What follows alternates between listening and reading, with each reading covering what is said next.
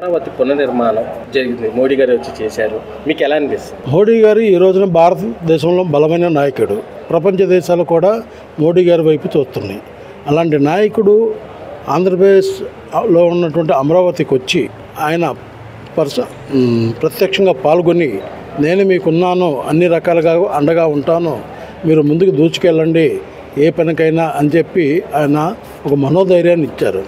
దానివల్ల ఆంధ్రప్రదేశ్లో ఉన్నటువంటి నాలాంటి వాళ్ళందరూ కూడాను ఆంధ్రప్రదేశ్ మరింత ముందుకు వెళుతుందని, ఎంతో అభివృద్ధి చెందుతుందని, మా తరానికి కాకపోయినా మా తర్వాత తరానికి అది ఫలాలు అందిస్తుందని మాకు నమ్మకం కలిగింది. అంటే ఇప్పుడు చంద్రబాబు నాయుడు అమరావతి నిర్మాణం చేస్తారు నమ్మకం మీకు?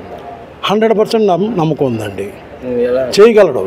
ఎందుకంటే చంద్రబాబు నాయుడు గారి ఆలోచన విధానం కానీ, ఆయన అనుభవం కానీ, ఆయనకున్నటువంటి మానసిక బలం కానీ, శారీరక బలం కానీ ఇవన్నీ కలిపితే అమరావతిని అభివృద్ధి చేయగలరు అనే నమ్మకం మాకు కలిగింది. కాబట్టి మేము కూడా దాని వైపు చూస్తూ ఉన్నాము.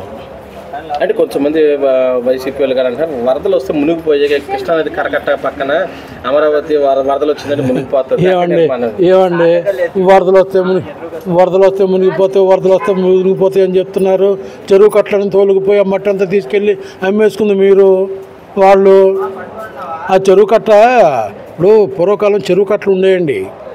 నాకు తెలిసి విజయవాడలో కొన్ని కట్ట ప్రాంతాలు ఉండేవి, కరకట్ట ప్రాంతాలని.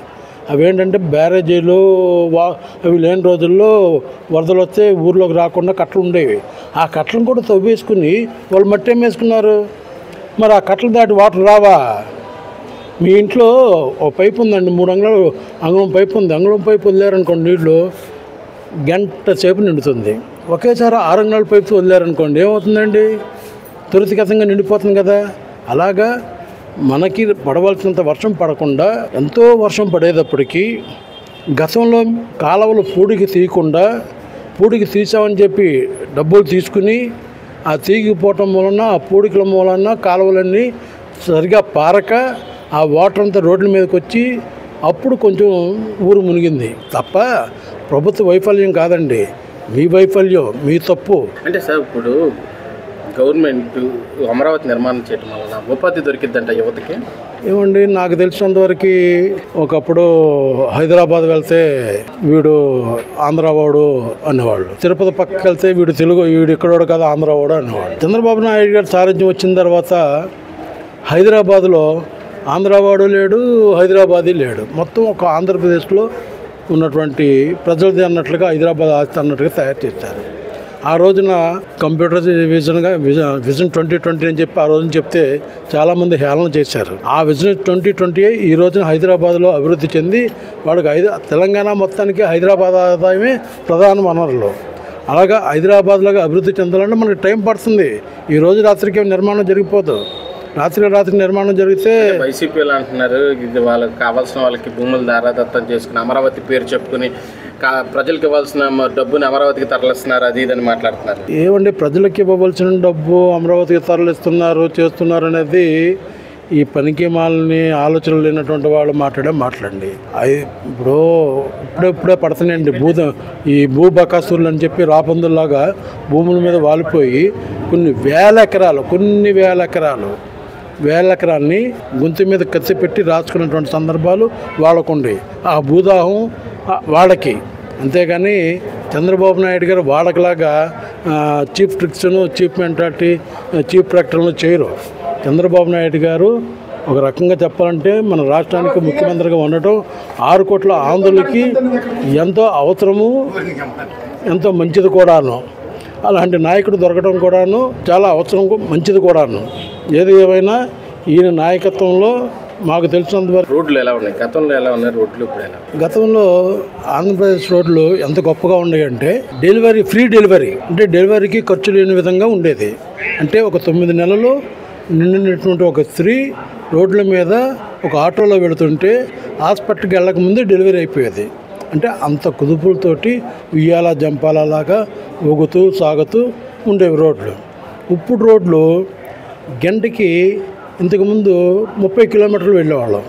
ఇప్పుడు అదే గంటలో 100 కిలోమీటర్ల దూరం వెళ్ళగలుగుతున్నాం. అంటే ఇప్పుడు అంటే రోడ్లు సరిగ్గా లేవు, ఈ గవర్నమెంట్ వచ్చిన తర్వాత ఇంకా సరిగ్గా వేయలేదు అది ఇదని మాట్లాడుతున్నారు. ఏమండి, కళ్ళు లేని కబోదులు 300 మంది మాట్లాడుతూ ఉంటారండి, పని పాట లేని వాళ్ళు. ఏమండి, ఎప్పుడైనా కానీ వాస్తవాలను ఒప్పుకోవాలి. వాస్తవాలను ఒప్పుకోకుండా ఏదో నోరు ఉంది కదా అని చెప్పి మాట్లాడితే ప్రజలు దాన్ని ఇంట్రెస్ట్గా చూస్తారో అని అనుకోవటం ఉట్టి మాట. కొంతమంది ఏం చేస్తున్నారంటే లైక్లోకి ఎక్కువ వచ్చినాయా లేవా, నాకు పెట్టారా లేదా అని చూసేవాళ్ళు ఎక్కువైపోయారు. వాళ్ళు అనుకుంటున్నారు చూసినంత మాత్రం నచ్చి చూడటం కాదు, ఏదో వచ్చిందో చూద్దాం టైంపాస్ కోసం బస్సులో కూర్చున్నవాడు, ట్రైన్లో కూర్చున్నవాడు, ఎవరి కోసం వెయిట్ చేస్తూ కూర్చున్నవాడు చూస్తూ ఉంటాడు. ఇవన్నీ చూడంగానే టిక్కు పడుతుంది. టిక్కు పడంగానే అబ్బో నన్ను చూశారు అని నాకు రేటింగ్ బాగుంది అనుకుంటాడు. వాస్తవంగా చెప్పాలంటే నారా చంద్రబాబు నాయుడు గారు అలాగే ఎన్డీఏ కూటమి ప్రభుత్వం వచ్చిన తర్వాత లోకేష్ గారి సారథ్యంలో ప్రతి ఒక్క రోడ్డు కూడాను అద్దంలాగా మెరిసిపోతుంది.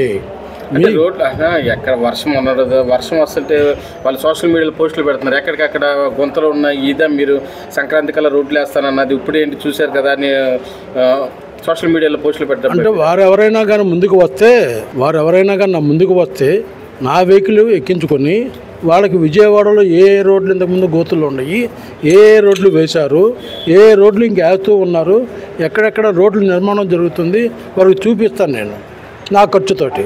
అంతేగాని ఏదో మాట్లాడామో చేసామో ప్రతిపక్షం అన్నా లేకపోతే ఇంకోటి అయినా ఏదేమైనా సరే నిర్మాణాత్మకమైనటువంటిది ఉండాలి తప్ప ఏంటి విధ్వంసకరమైనటువంటి ఆలోచనలతోటి దుష్ట ఆలోచనలతోటి ఈ చేసే ఆలోచన వాళ్ళు చేసిన పరిపాలన కాదు ఇది.